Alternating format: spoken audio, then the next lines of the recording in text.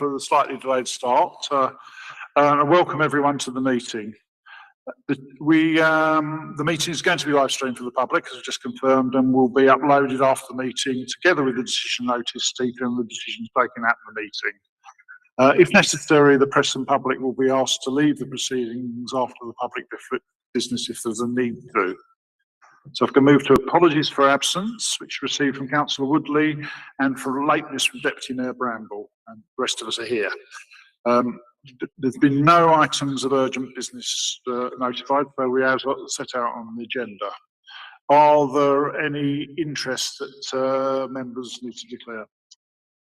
No, Chair. Okay.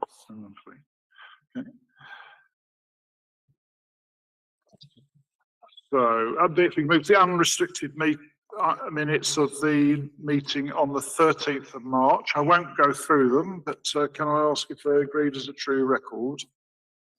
Agreed. We've also got the decision tracker, which we've been through, and I think it accurately reflects everything that we need to follow up on the status at the moment. Is anyone, Councillor Kennedy, got any questions on that, or are we all right to just note that? We did have a note circulated. We asked about just a few more details on sustainability on one of the contracts from a previous meeting.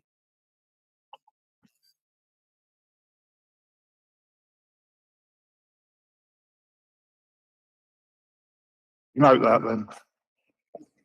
Thank you. That's very helpful.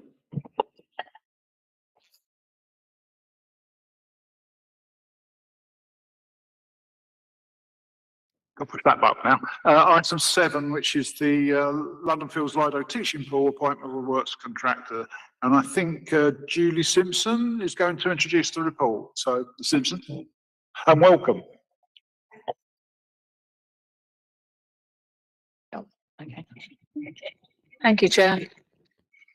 The report before you this afternoon sets out the process for the procurement of a works contractor for the development of a teaching pool at London Fields Lido using the SCAPE framework. We've been working with a project management and design team since last September to develop the design for the new teaching pool. And in January of this year, Hackney Procurement Board approved the proposed strategy for the procurement of a construction contractor for the teaching pool and ancillary facilities through a two-stage design and build procurement route using the SCAPE framework. The project is logistically challenging as it's being built within a live site, so we're actually intending to keep the main Lido open whilst the new teaching pool is built on part of the paddling pool area and the part of the Parks Depot. The new pool and associated accommodation will need to be connected to the existing building and will require structural alterations. Pool projects are inherently difficult, specialist developments, and therefore it's important to ensure that we have a contractor with suitable experience to carry out a teaching pool development. Following the outcome of a soft market testing exercise with contractors on an established framework, as outlined in paragraph 5.10, the contractors confirmed that there was no appetite for a single-stage procurement, and the two-stage design and build route was chosen, which is outlined in paragraph 5.11. There are two experienced contractors on the SCAPE framework, and they were issued with an invitation to tender and submitted tenders that were assessed on the quality basis only.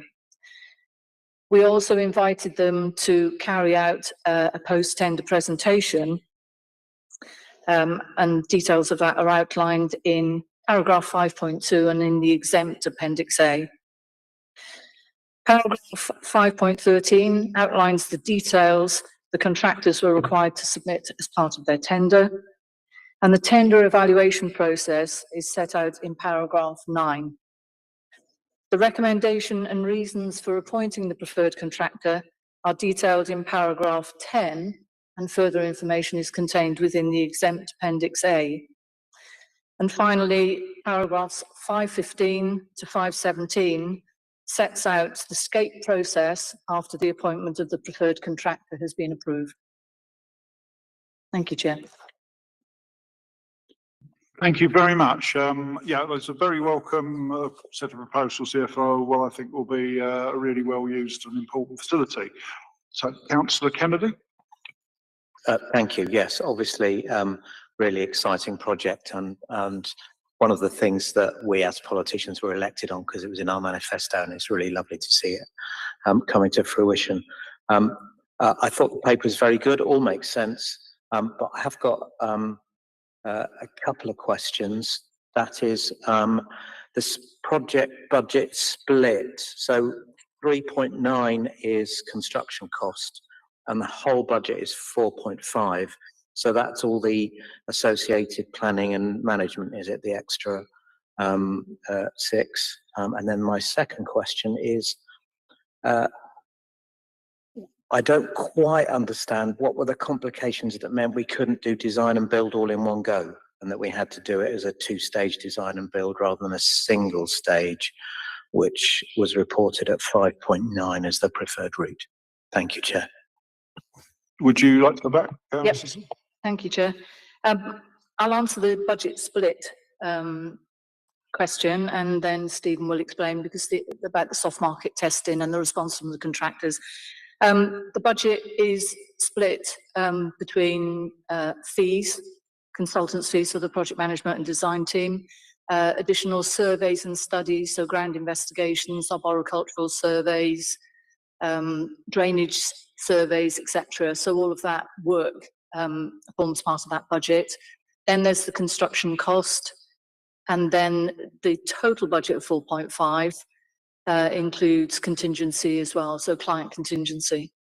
So that's not included in 3.9, that's set aside from that. So the 3.9 is the construction, and then the other 600,000 covers the design fees, survey studies and contingency. And I'll... Councillor Kennedy. Thank you. If I just one question from me, again, welcome the proposals.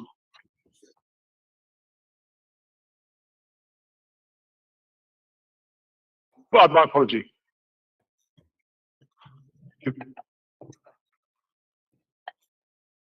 Won't go off. Brilliant. I'll answer the second part, if I may. As Julie says earlier, swimming pools are quite complicated projects and fraught with problems if they're not done by a contractor that's used to doing that. There's actually not that many contractors in the UK that have got a track record of doing swimming pool projects. So what we did, we put together a list of contractors that we thought would be appropriate, and we spoke to them to see what their appetite would be for the project, but also a single stage procurement route.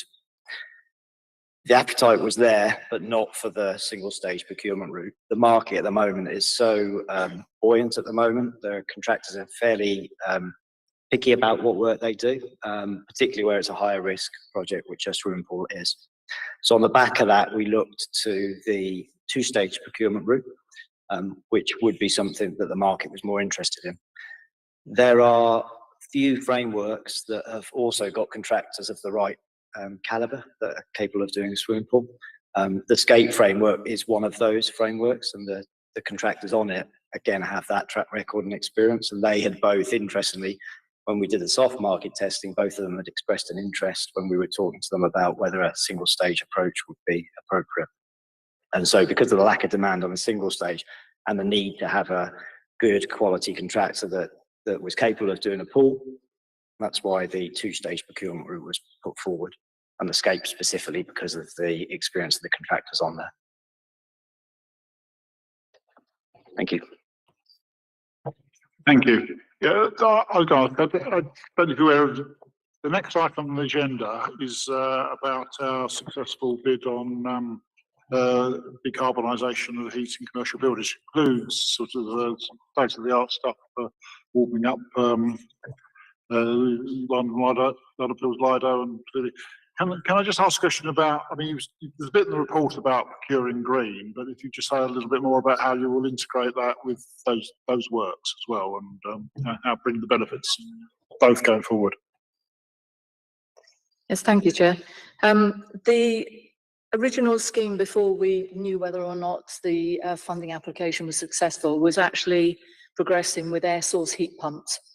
And it continued probably up until about 3 or 4 weeks ago, when the funding bid was confirmed as successful. And then since that time, we've had a few meetings with Jeremy and his team, and to discuss how the ground source heat pump, as it's now changing to become, would actually be integrated within the development, and how we could actually keep the existing Lido open whilst the new heat pump was installed. We had another meeting last Wednesday, where we're now sort of progressing and moving forward. And the project team had another meeting on Friday to discuss the logistics about what additional design work needed to take place, how that it was going to be integrated, and how the two, because obviously Jeremy has his design team, his team to deliver the ground source heat pumps, and how that would work with our team. So we are moving forward with that. I'm not sure whether there's anything else we can say, because it's in the early stages at the moment, but it is progressing. But there are some difficult logistics that need to take place in terms of things such as we need a new substation, so it's the size of the substation that's required. There are some mature London planes around the area, so we've got to think carefully about the cabling route from the substation into the new building, not just the teaching pool, but also the ground source heat pumps. So all of those logistics are currently in discussion with Jeremy and his team. Okay, thank you. Thank you very much. If there are no further questions, we'll move to the recommendations, which is to delegate approval to enter into a. We've got to approve the contractor and then approve the arrangements basically for letting the contracts are set out, recommendations 3.1 to 3.4. Are we happy to agree those? Agreed. I'll take them as read. Thank you. Great. Thank you all very much indeed. Thank you. Going to move on to the next item, item 8, which is the decarbonisation of heating commercial buildings, which is just referred to under the item just discussed. And I am going to invite Jeremy Martin, I think, to introduce the report. Mr. Martin. Thank you, Chairman. The report as presented is seeking approval to appoint Asset Plus under the refit framework to deliver low carbon heating in 9 buildings. The council signed up for the refit framework in 2021 and conducted a mini competition with the 12 available contractors under the framework. 3 bids were received, and Asset Plus scored highest on both the investment grade, the survey and investment grade proposal stage, and on pricing for the subsequent implementation phases. The subsequent implementation phases are done on open book with a guaranteed margin as described within the framework, and that's how we're able to assess value for money without knowing the value of the projects. Asset Plus then worked with us last year from around May to October to survey the sites and produce concept designs so that we could bid into the PSDS scheme for the grant. The total project's valued at 16.8 million and the grant was awarded at 12.2 million. The balance has been made available through the through internal capital. Assuming Asset Plus were appointed as requested, they would work with us to produce a developed design. Then they would procure contractors from their supply chain and work with us to gain approval. 3 of the sites need a ground source heat pump, which will need a permit from the Environment Agency, and those permits can take up to 12 months to achieve, which is why the scheme is effectively a 2-year project. On several of the sites, we've just mentioned the Lido, we'll be working with existing projects to maximise the design for the benefit effectively of both schemes. We had a meeting today about one of the school sites, Daniel House, which is subject to refurbishment. And we're likewise working in Stoke Newington Library with the refurbishment team to make sure that we balance up their costs and our costs and get the best scheme across the two, rather than prioritising any one scheme.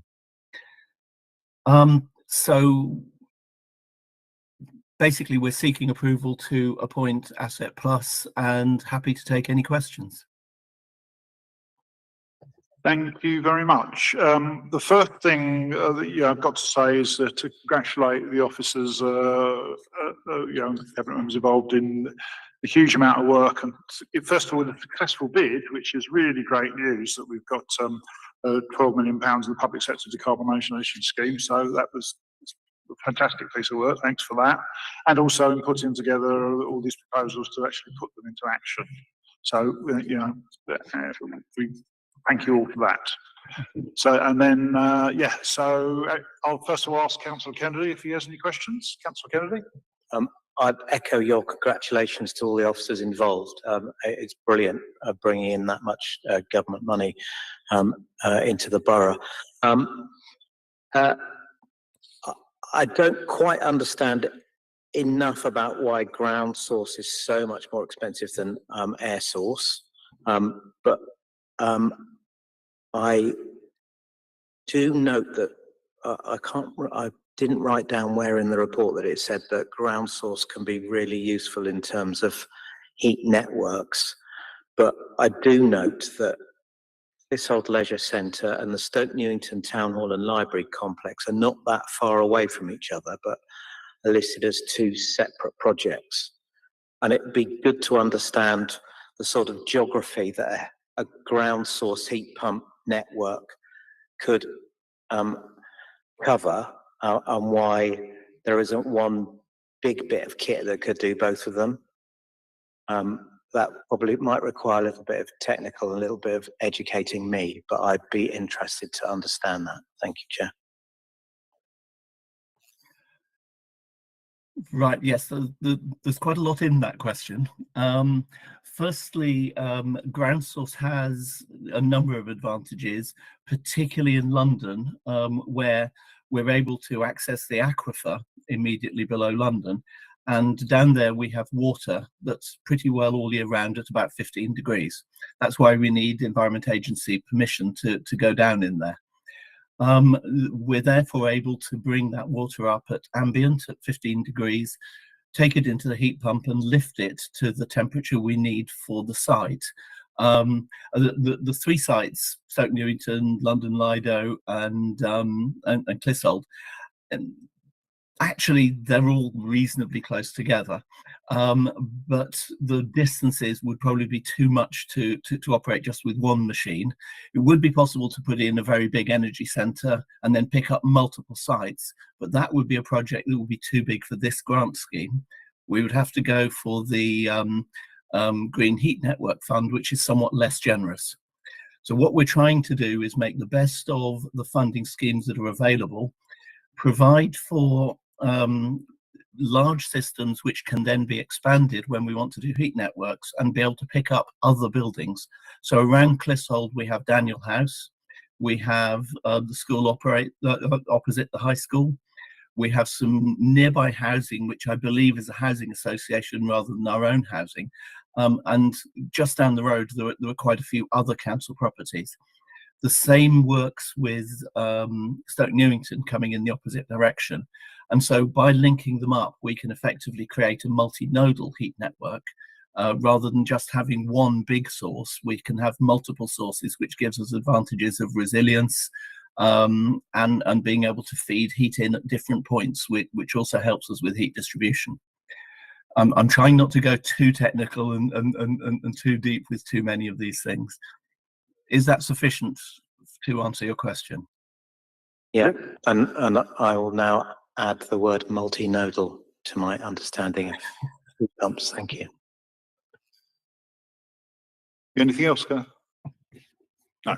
If I could just ask one question on finances. We don't really draw out the issue of the running costs in this report.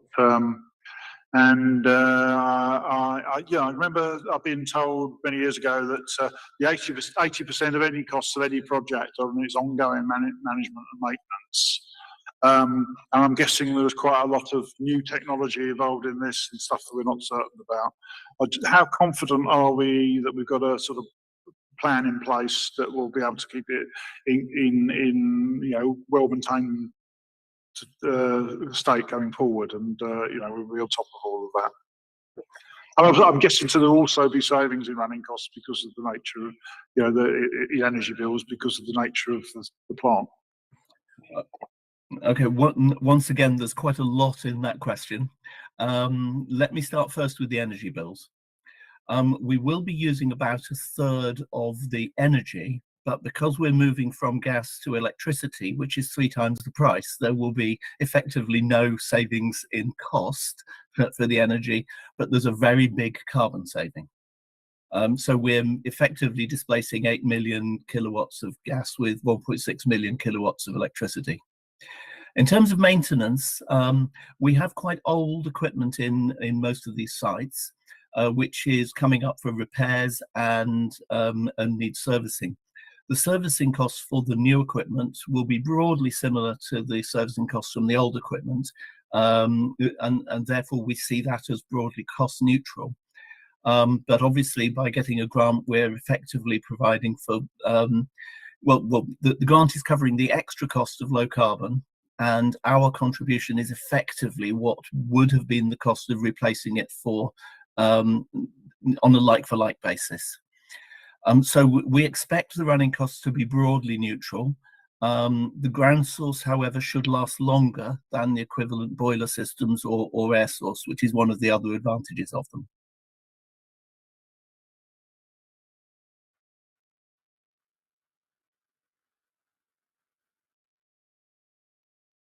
Okay, thank you very much. That's really helpful. And I just reiterate our comments at the beginning, and congratulations on all the work put together to obtain that public fund, the public sector decarbonisation scheme funding, and bringing forward a really important contribution. And as you said just a minute ago, the really, really, really big carbon saving, which will take us a long way towards our 2030 target and our contribution to that. So thanks for that. And if we can move then to the recommendation section 3 of the reports, and just note the process and the award of the contract as set out in 3.1 to 3.3 there. Agreed. Agreed. Thank you very much. Agreed. So if we move now to the item 9, I'm guessing, is it? Yeah, no, 8, 9, the Children's Early Years Catering Contract, and I ask Donna Thomas to join us virtually to present the report. Thomas? Thank you, Chair. So this report seeks to approve an 18-month extension to the existing call-off contracts in place for catering provision for 8 of Hackney's children's centres. 6 of them directly line managed by the council and 2 of them under the governance of schools. The purpose of the extension is to allow for, well, it's twofold actually, for the review of children's centres. One, for the development of family hubs. We've done a lot of extensive engagement, and we are at the design stage of a consultation to go out to the public over the summer period.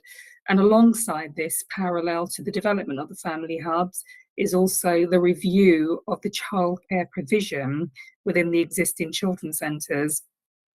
Part of that review of the children's centres will look at the future configuration of the childcare arrangements, and therefore we will have a better understanding of the childcare needs and therefore the catering requirements moving forward. So that's the reason for the requesting the extension of the current arrangements.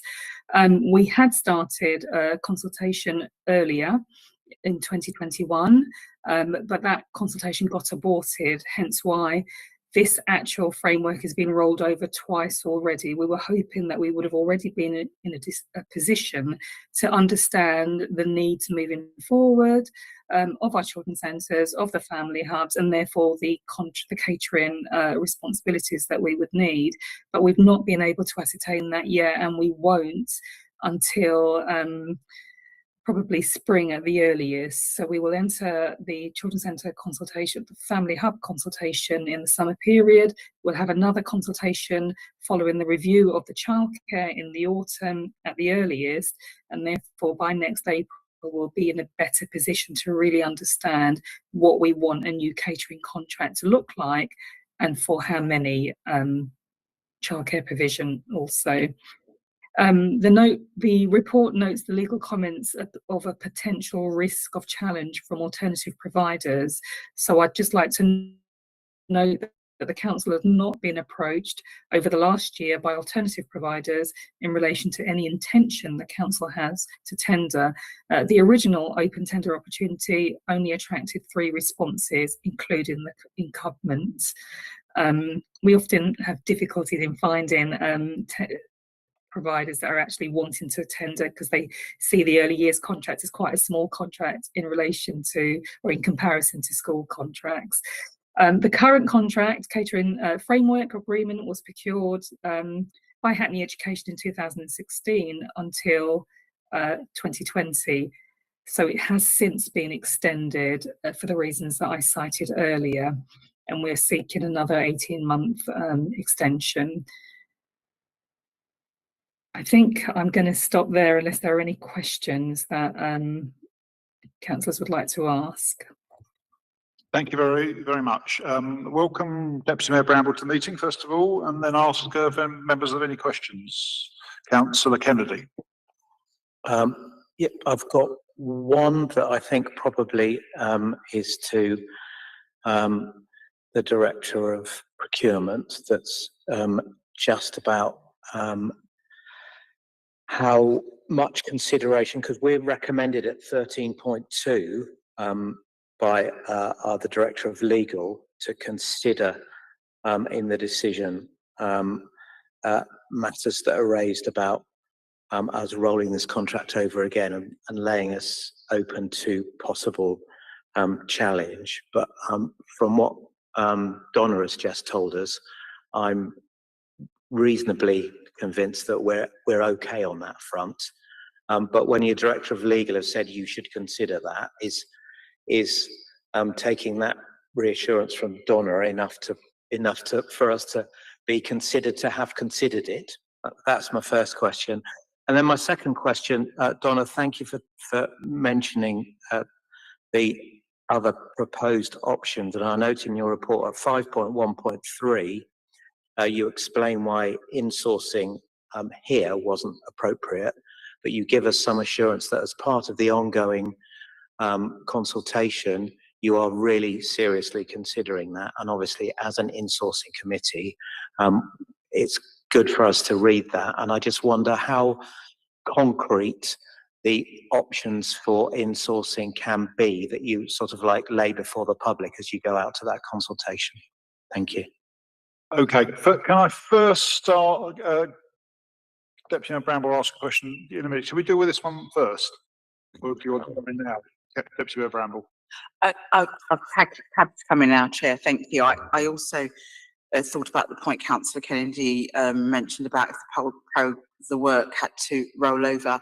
I suppose it's around the procurement when you talked about catering for the nurseries and if there was any capacity to look at what's the few catering contracts that we have with schools and looking at the capacity of that and what that impact might be in terms of procurement. And maybe unrelated to procurement, but definitely the setup of our centres are such in that we encourage sort of early access and just general support in our children's centres.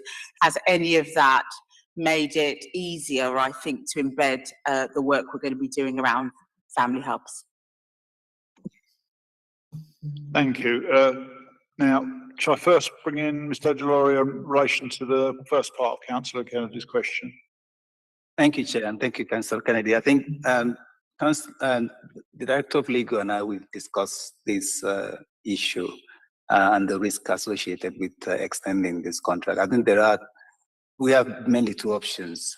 We could allow the contract to roll on without doing anything about it, which will potentially leave the children's centers in a more difficult position, particularly if there's an issue of poor performance by the supplier, there will be no recourse in terms of how we address that. The other option, obviously, is what is being put before yourselves as members of this committee in terms of extending the contract.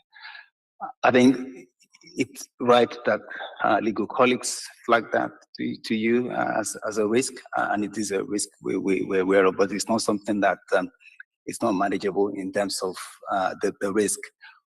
The key thing for us is to know that the reason why we're doing it is because of where we're at with the review of the children's centers.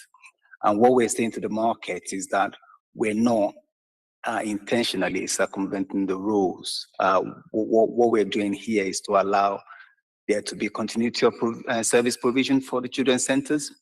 And as and when the review is completed, the plan is to potentially go back to the market and procure a longer term contract. That is if insourcing is not the recommended option after the review is completed. So I think it's right for legal colleagues to flag it, but it's a risk. It's a risk that we can effectively manage in terms of the process that has been set out in the report.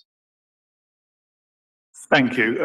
In view, I think, of the issues raised in the report, it might be useful if we could formally note that. Yeah, that's all right. If that's all right, okay. Yes. If one of the officers want to address the other points made by Councillor Kennedy and Deputy Mayor Bramble. Ms. Thomas, is it? Thank you. I think where we are now is because we are doing that parallel review, one of the development of the hubs, which doesn't include it doesn't include childcare per se, but what it does do is look at the future of the hubs and who are the hubs and what's in scope and what's not in scope. And then we're looking at the childcare review actually will tell us about the future configurations of childcare. How many places do we need? Where will they be located? Whether there'll be any changes, whether or not the current, especially the schools or the independent providers, will remain the same providers moving forward. So I think when we look at the outsourcing, it really will, or the insourcing, it will really depend on who the providers are at the end of this consultation period. So we have previously insourced, and what we really need to do is look at what is required and who actually will be leading these children's centres. If they are school-based, if they remain some of the school-based, then we can have a conversation or have a look at the impact, the implications of insourcing. But because they are quite autonomous organisations, I'm not sure that we can tell them what to do, but we can certainly influence. If they continue to be managed under the local authority, we will look at that robustly and objectively so that we get the right fit for our services without overwhelming the work on the ground. And they are children's centres or nurseries. They provide the early years foundation stage curriculum. Their skill and their expertise is in the curriculum, teaching and learning. It isn't necessarily managing contracts, which is why we moved to outsource when we did. So of course it's an insourcing committee and we are very much committed to looking at that. I just don't think we're in a position right now to say that we definitely will insource. We will just bring the options to committee and will be steered and guided accordingly. Thank you. Does Councillor Kennedy or Deputy Mayor Bramble want to come back on that? Okay, thank you. I was just going to make the observation that obviously, it says on the tin, doesn't it? The Cabinet Procurement and Insourcing Committee that we have a particular interest in insourcing. So just to stress that that's an important part of our work, and I think we will be showing some interest in developing proposals around that area, or discussions around that area, which is probably best dealt with offline rather than as a sort of part of the committee meeting. Although clearly it will need to come back here in the end, but just to stress our interest in that point, that's useful. Hope there's any other questions or comments on this report.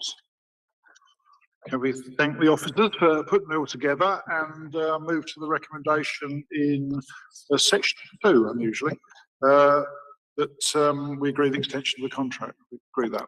Agreed.